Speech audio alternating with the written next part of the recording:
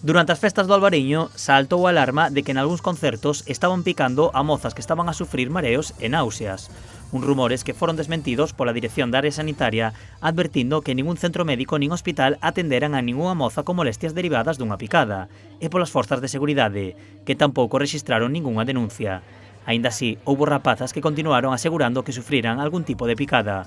Unha delas, natural de Cambados e de 18 anos, gardando a súa privacidade, conta a súa testemuña. Nese mismo momento, a verdade é que encontrame mal, atopábame mareada, tiven náuseas e duroume aproximadamente media hora.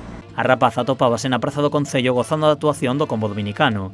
Asegura que non bebera alcohol nin consumira ningunha droga, pero que de repente comezou a sentirse mareada e que veu sangue no seu brazo. O pinchazo en sí non o notei, foi que de casualidade mirei o brazo e tiña como un pouco de sangue seco no brazo e cando limpei, limpei o brazo vin que tiña o puntiño e dixen, este pode ser un pinchazo. O punto morado estaba pechado ese día, así que a rapaza acudiu á Garda Civil e posteriormente ao centro sanitario. Na Garda Civil dixéronme que fora ao centro de saúde de inmediato e no centro de saúde puxeron unha mascarilla e dixéronme esperas o que teñas que esperar porque había un neno diante miña con tos e estiveron atendéndolo unha hora aproximadamente eu estaba na sala de espera mareada, con ganas de vomitar.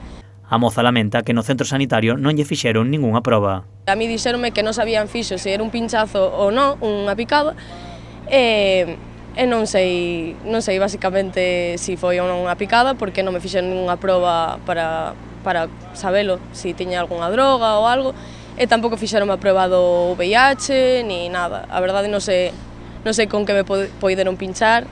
A rapaza tampouco entende que se estean negando testemuñas como a dela.